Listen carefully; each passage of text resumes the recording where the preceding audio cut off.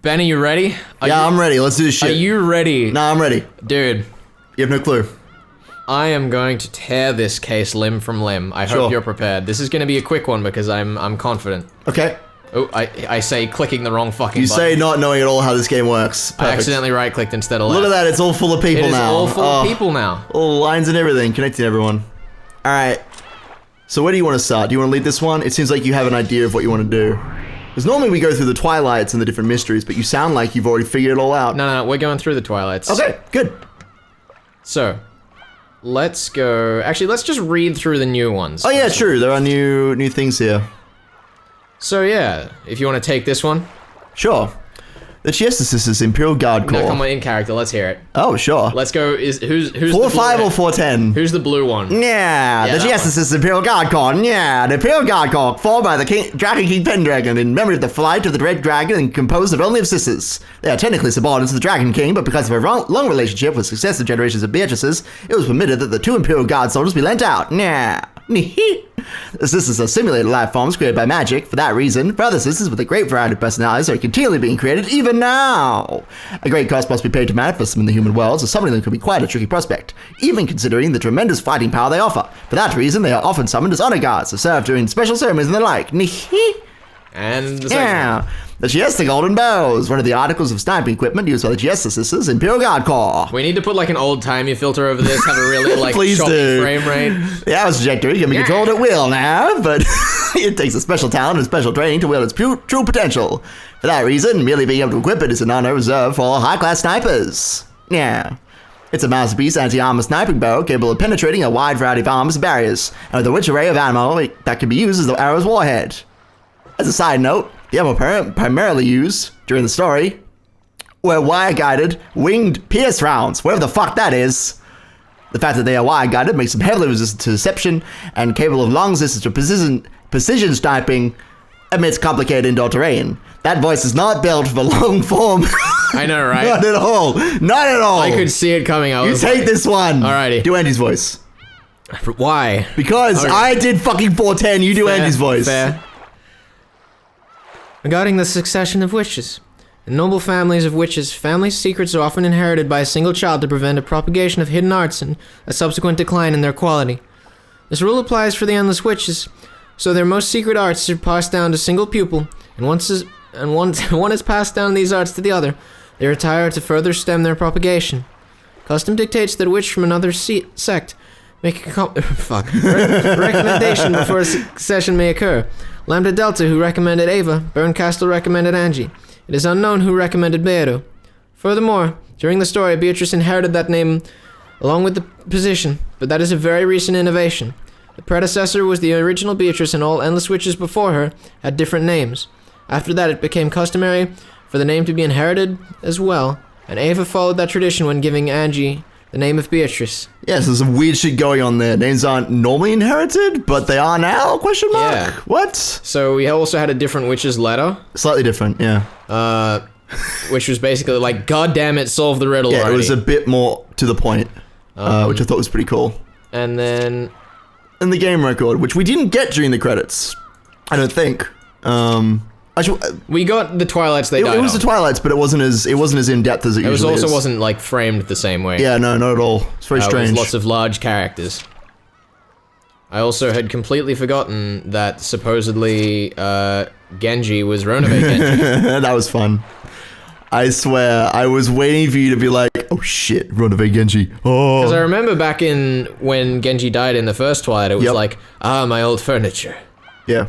So I guess the implication there is that the reason he's called Ronove Genji is because Ronove made him and Genji is his name as furniture.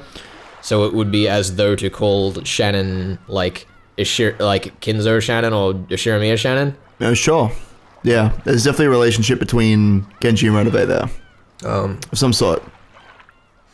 But yeah, no, definitely great observation. So let's go through these Twilights. Hell yeah. I want you to tell me how the fuck EP3 was carried out. So obviously the first mystery is the letter.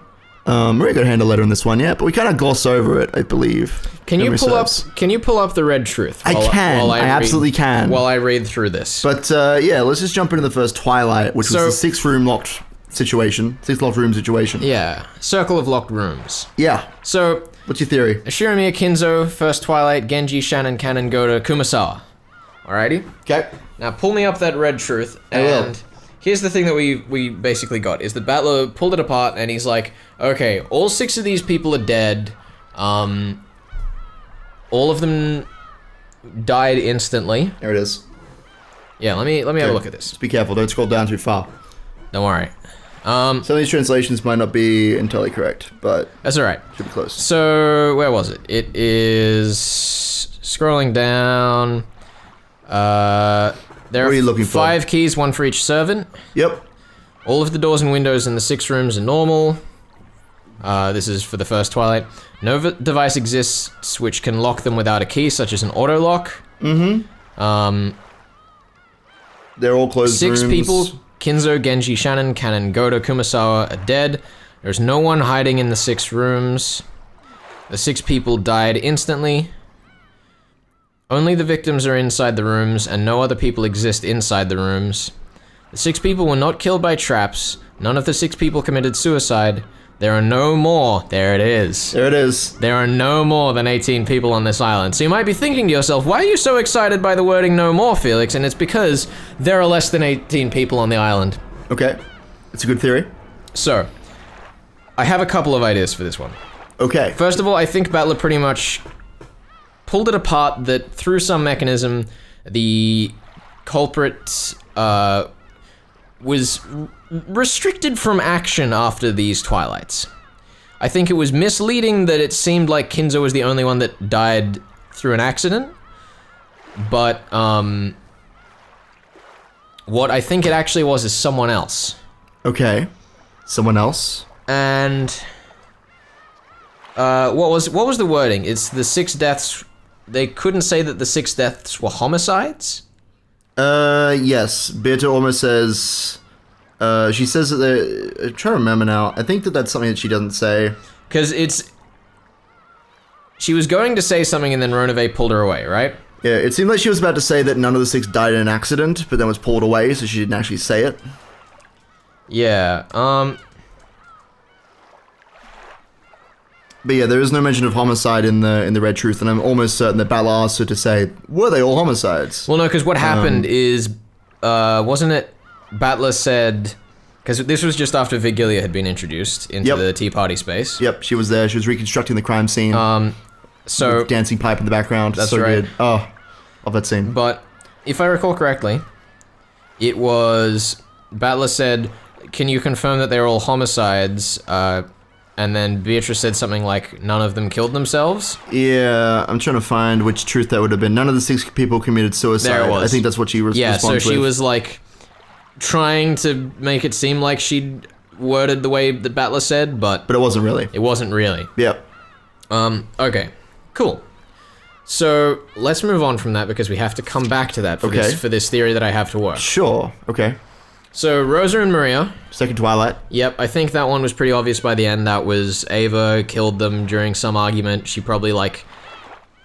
I don't know. I don't know whether accidental, I don't know whether intentional, impaled Rosa on a fence. Yeah. I mean, we pretty clearly cleared this one up. Yeah. In the And then it's like, not oh Tea shit, Party I've section. just killed my sister, Maria is here, I have to take Maria out now.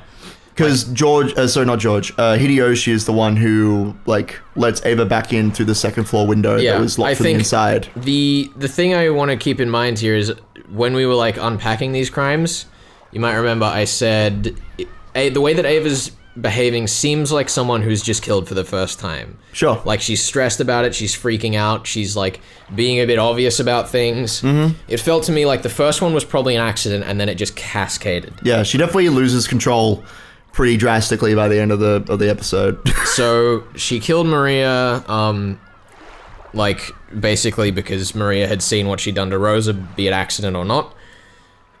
Then we had the thing where Rudolph, Kyrie, and Hideyoshi went to the mansion, and it was revealed that Kyrie had gone there Yep. to basically interrogate Hideyoshi. Yep. And then Everyone died. yeah, the weird thing there, which was Hideyoshi was killed, which would make it seem like Ava killed her own husband, but we'll get back to that. Then we had Kraus and Natsui, who were choked, and then taken out of the guest house lobby, was it? Yeah, they were just pulled out of the guest house lobby by, like, golden thread, which was fun. No, they weren't. Oh no, I definitely saw it. They were definitely strangled by a golden snake and then pulled out through the keyhole, I assume. Alrighty. Without even opening the door. That's right. So, that's kind of weird because the other thing is that George supposedly died at about the same time. Sure. Now, my original thought was that George had gone downstairs, seen her killing the others, and I was like, all right, well, she's already caved and killed Hideyoshi. But then... So then, like, if George sees it, she's like, oh god, I'm gonna have to do this again, and ends up killing a whole family, and it's a bit of a mess. Yep. Everything gets away from her. But then we got the Web of Red. Yep. Oh my god. The Web of Red is a fantastic riddle. First of all, whoever it was that put the red text on a red background... Not such a fan of that? No, that was excruciating to read. I get that it still has like the black background, but that wasn't enough. There needed to be more contrast in that. Sure. And then Batlow was killed by Ava, just straight in the face. That one we were shown like just outright. And then Jessica acknowledged the existence of the witch and prostrated herself. The witch invited her to the Golden Land, and Ava returned alive. Lived, motherfucker. So what this means is that Jessica is the only person we did not have die on screen. Yep. And also, acknowledge the existence of the witch and prostrated herself, I believe was what happened in episode 2. No, I want to execute all of them. There we go. Is it Rosa or Maria? No. I forget. This motherfucker. Where was it? I think it was either Rosa or Maria, but I could be wrong. Actually, hold on. We need to be looking in the tips, the game record. Of course we do. Yeah, acknowledge the witch of the there it existence is. of the witch and prostrated herself. Acknowledge the witch. And Maria. Yeah. So all of this acknowledgement, and then in episode 1, we had the same thing with the cousins, right? Yep.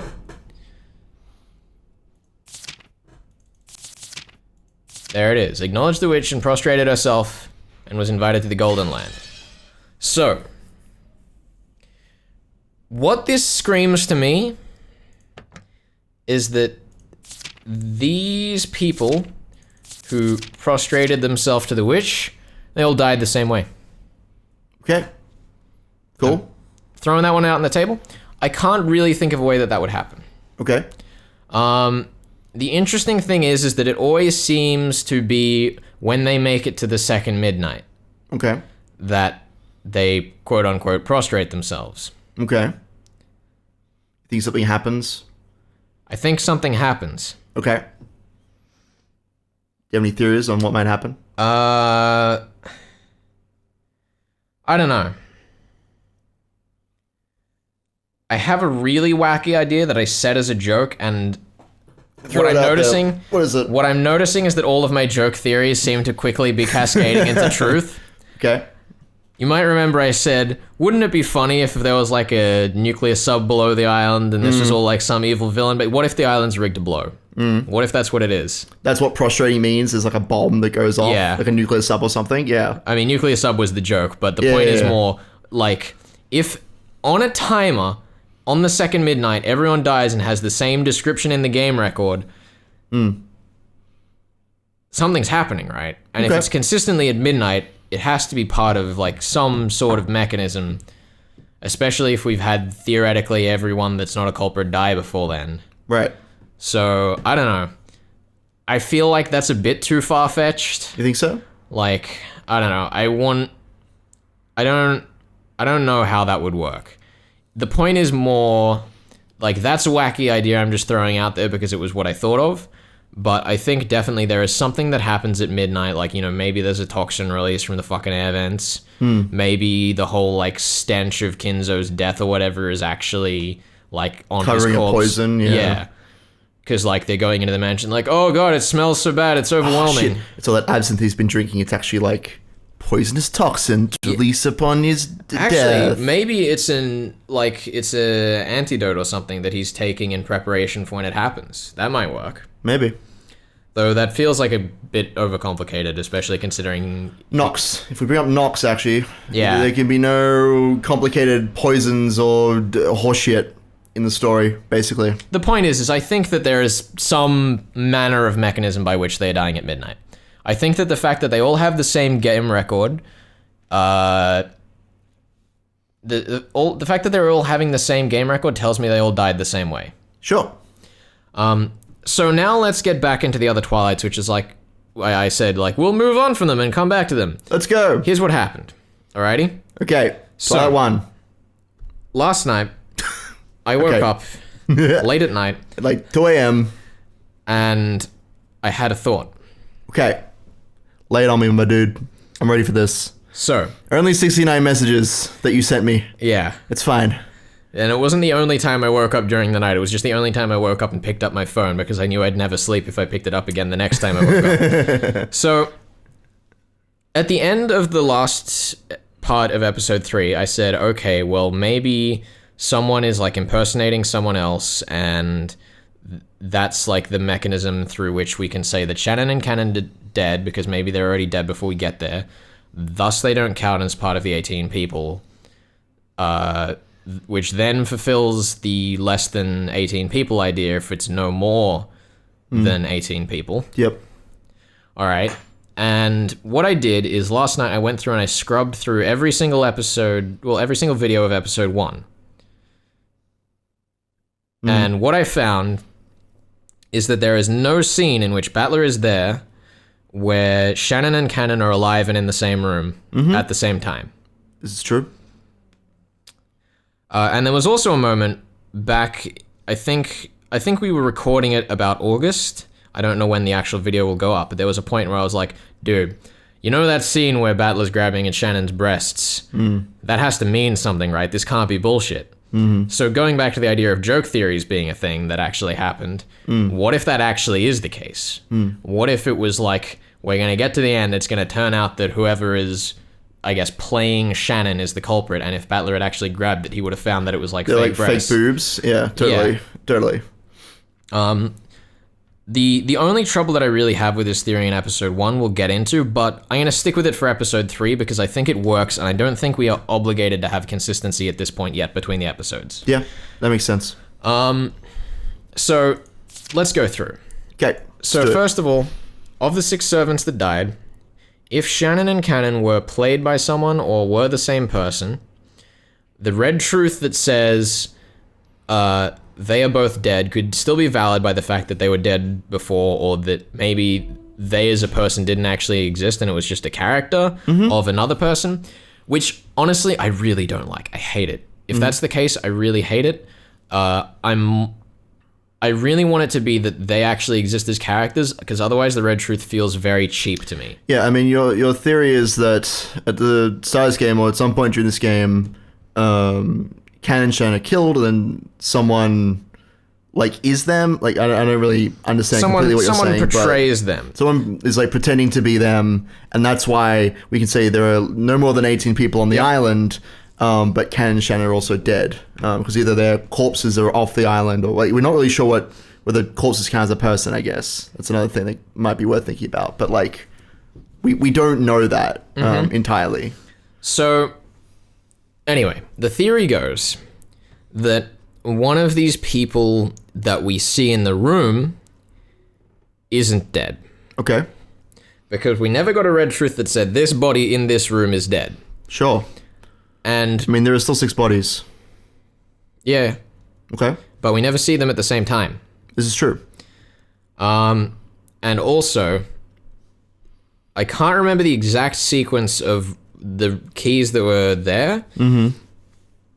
But off the top of my head, I'm fairly certain that Cannon and Shannon's like bodies were separated by a chain of keys, which would have given someone like changing costume and whatnot time to go to the next place, right?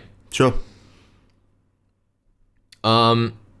So, anyway, that's kind of flimsy. I don't really like it, but it's what we're going with.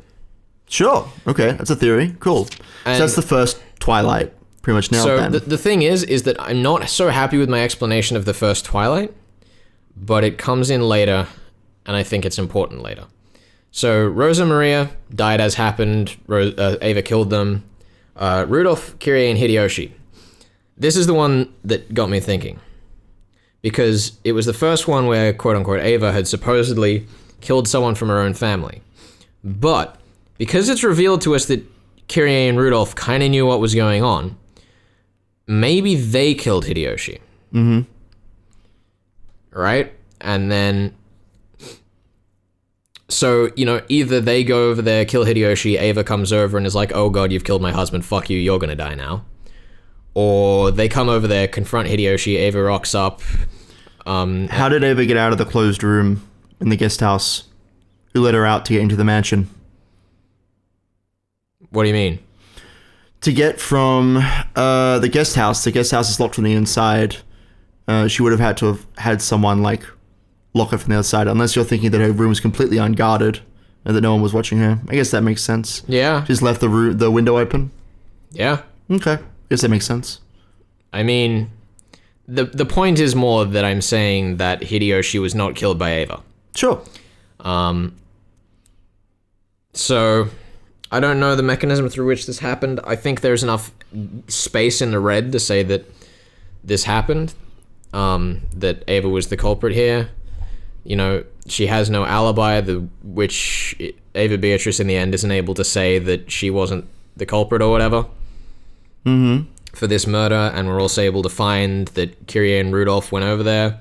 So, there are holes in it, but I don't think any of them disprove it. Okay. Then Kraus and Natsuhi. This one was tricky because it's two people against Ava in a room where they were supposedly just sitting there. But we'll get back to that. Okay. Because I'm confident for the 9th Twilight.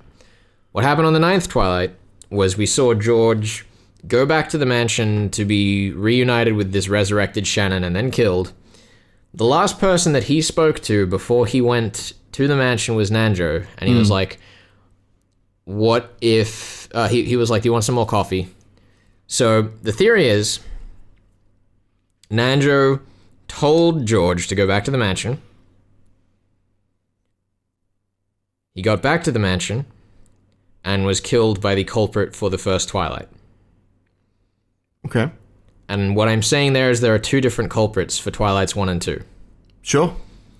So the way that this works is, so far, everything that we've seen that's kind of magical has seemingly alluded to the truth. Okay. So... What are you talking about? What you talking about, For example, Felix? for the epitaph theory, when we were all of the adults meet in the chapel, they speak to Beatrice, and then suddenly when they're all there dead, the following morning there's gold on the table. So in that case, the magic represents that, someone probably found the gold, laid it on the table, and that's kind of the illusion there with Beatrice in, the night before, right? Sure. So I'm trying to think of another example.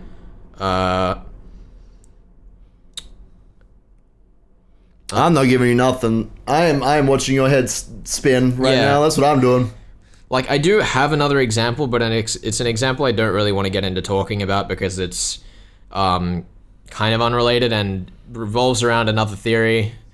Uh-huh.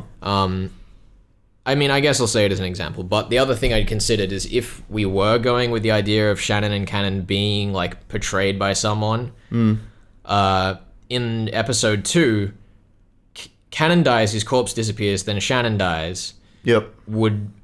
And also it's it's also Cannon that rocks up and then attacks the servants in the kitchen. Yep.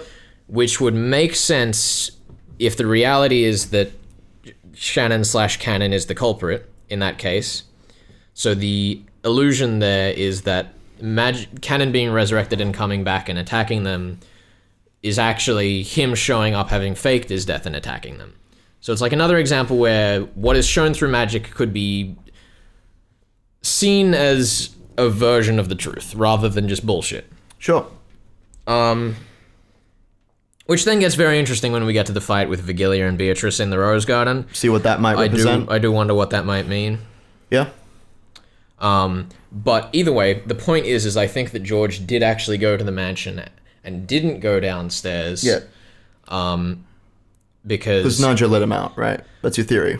Yeah. You suspect Nanjo as an accomplice. I do indeed. At least in episode 3. Because that would also explain how someone in the first Twilight was able to fake their death. Yeah. Is if Nanjo was an accomplice. Do you think that Nanjo was an accomplice just in this episode, or do you think that this is true across all episodes? I think for this theory to work across all episodes, like if we're going with the Shannon/canon as a culprit thing, Nanjo is an accomplice if that is the case across episodes. Sure.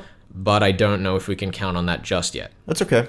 I did speculate back towards the end of episode 1 back towards the beginning of episode 2 rather, that if we do have these parallel worlds, that it might be that the person who is the most favorable culprit across all of them would be the actual culprit. But I don't know if that's necessarily the case. Okay. But either way, George went back to the mansion after being told by Nanjo, who was an accomplice with the first culprit, the not Ava culprit. The not Ava culprit. And we don't actually have a name for, which is fun. Yeah. And then was killed by that person, which is what is alluded to in the scene where he meets Shannon again. Like, he walks into the room, sees this person playing Shannon alive, gets fucking shot in the face or whatever. Yeah. And then is dead. I'm gonna mention something. Sure. Because I'm surprised you didn't pick up on it on the way through, but I think that this gonna be fun for you. When Balor and the others entered the parlor, they found George's corpse. Yep. And that was it.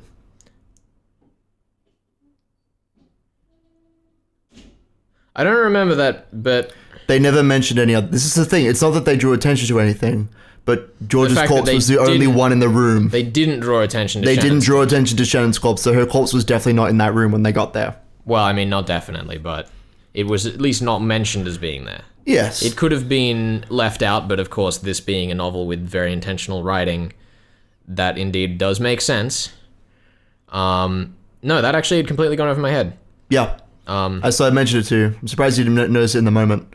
But yeah. Well, because in the moment we hadn't actually been told of the fucking Web of Red, so this is true. The Web of Red is fucking amazing. I wasn't even considering that there was a second culprit. I just thought I'd mention that. Because my assumption up to the Web of Red was that Kinzo was the first culprit, accidentally burned himself in the boiler, and then all of the remaining crimes were done by a second culprit that were unconnected. Yeah. But then the moment we got the Web of Red, it was like, oh god, how do I explain this? So I hadn't actually been thinking of that at the time, which is probably why I missed it. Yep. But yeah, that's the thing. So yeah. And then we get to the Web of Red truth, with Nanjo being killed by a human in front of him with a weapon. Yeah, so basically the theory is there that if this first culprit, the not Ava culprit, is indeed a thing, which I mean they have to be by the red, right? Yeah. In that case, basically that was just tying up loose ends. I don't know what to say beyond that. I feel like that kind of... I have questions for you. Sure. I have a quick question. If you have this theory that in EP3 there is an extra culprit, someone who has not been named, or at least isn't one of the 18, do you think it's someone else who's been mentioned in the novel? Do you have any theories on who this person is, what they're doing there in EP3? Do you have any theories on that? I have absolutely no clue. No? No clue absolutely none. We do still have the other two servants that have been mentioned, but if the other two servants with the name something on are played by one person, maybe the other two are as well? Maybe. This is assuming this is consistent over all game boards, of course. Of course. So, I don't know, but just for the sake of having it, like, packed up nicely... Twilight 1 was done by a non-Ava culprit. Sure. That culprit faked their death along with Nanjo. Well, Nanjo's help. With Nanjo helping, sure.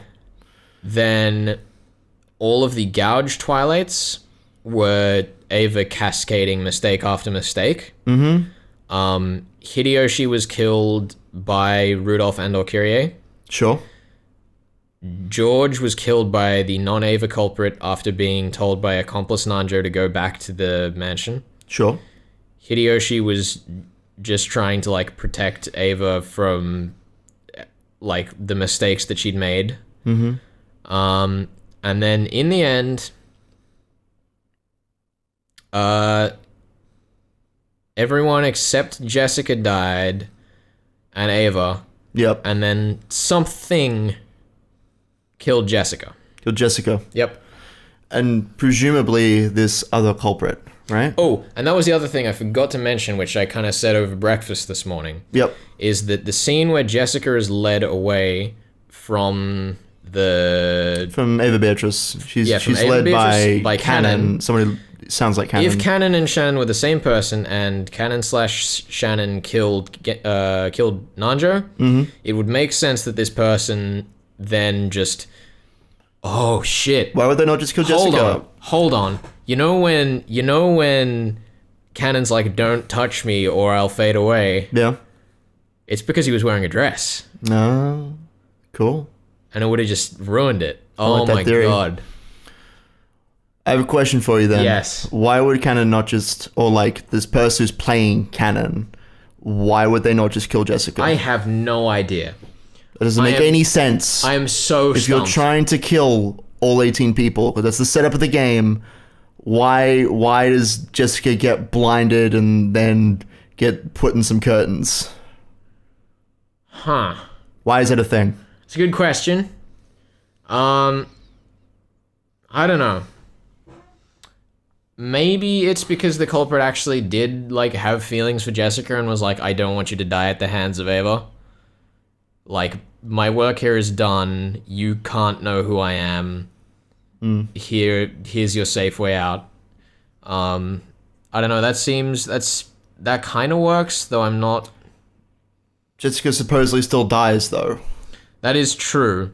I have questions. But the assumption is that if it's through some kind of mechanism that also killed people in episode 1 and 2, maybe the culprit didn't know about it. But then why does Ava not get hit by this? She knows about this, but the culprit doesn't? Huh. Questions. Okay. Questions to think about. Okay. Not that I'm confirming or denying anything you're saying right now, but I'm poking holes in your theory. That's what I'm doing. Why would this person go to all this trouble of playing Shannon and/or Cannon, set up the 6 chained lock room, kill a bunch of people, or have Ava kill a bunch of people, kill Nanjo, see Jessica blind, and not think, "Oh, I'll just shoot them"? To be fair, Battler isn't in that scene, so it could all be horseshit. Yeah, why would that be? It could be that they just blapped Jessica, and that was it. I mean, Battler dies shortly after that before he gets back. Maybe, but I still feel like the fact that the game board result is all the same for these people who survived until midnight, I feel like that has to have some significance. Sure. Like, I really think the island being like rigged to blow is just kind of dumb. But the point is I think that something does happen at like the midnight. That's why it's like, oh, isn't it a strange time that the clock returns to 0 but never really gets to 12? Isn't that an odd one? Yeah. Like, I don't know. I don't know what it is, but I'm just so suspicious of that. Acknowledge the existence of the witch and prostrated herself. Yeah, that frustrating bit. I mean, the thing that I'm thinking is that whatever happens, whatever it is that happens, like, on the island that kills people at the second midnight, maybe could be avoided by being in the bunker where the gold is? Maybe. So maybe because Ava knew about that and had access to it, she escaped down into there, and that's how she survived? I mean, I guess we'll just have to see the state of the island when we get there in episode 4. Because, like, if it is some mechanism, maybe the island will be, like, tarnished in some way by this mechanism. Like, I swear, if we get to the beginning of episode 4... The chaos corruption is just going to be there. It's going to be great. Right? I'm excited. Blood for the blood god. Oh, shit. But like a mutant... Oh, shit. It's like a mutant Kinzo. Like, no, puke on us. I will say also, to the idea of not having any unhitherto something or other point... Oh, shit. Yeah? You know what I just realized? What? George went to go get more coffee, right? Yes. And and Ava was saying she was going to make some extra strong coffee for Natsuhi and Kraus, right? Yes.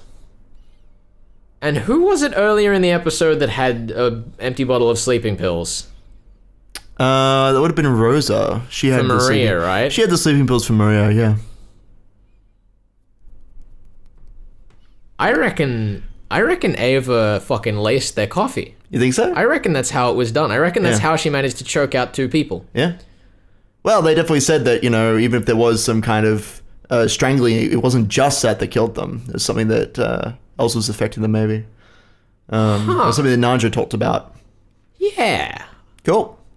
Okay. All right. But anyway, getting back to the point that I was making before I suddenly thought of that. Yep. The whole idea of unhitherto presented poisons or whatever has been foreshadowed by the fact that they keep mentioning how overbearing the smell of Kinzo's corpse is. This is true. So maybe that escapes that definition of poisons not being presented. I mean, here's the other question with that Nox rule of there could be no crazy poisons. What is a crazy poison? Isn't a sleeping pill? That's not a particularly crazy poison. That's pretty natural. Well, yeah. It's like Nurofen or I mean, it was also just shown straight up earlier in the story that bottle existed and was empty, which Rosa seemed to be surprised at, if I recall. Ah, yes. Yeah, might be worth looking into.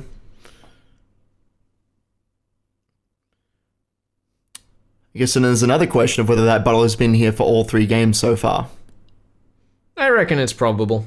And then 8 digits. We haven't touched on that at all. Yeah, I mean, do you have any theories? What the hell was that? I don't know. It's a great question. It's very weird. I suggested a grid cipher.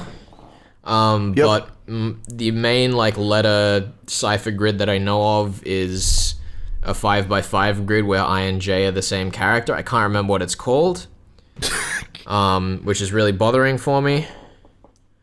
So that wouldn't really work. The whole idea that it had Battler's date of birth at the front, I don't know. Knowing how the riddles and shit have unraveled in this mystery so far, there's probably going to be some other bullshit that ends up being solved by someone's birthday. Maybe.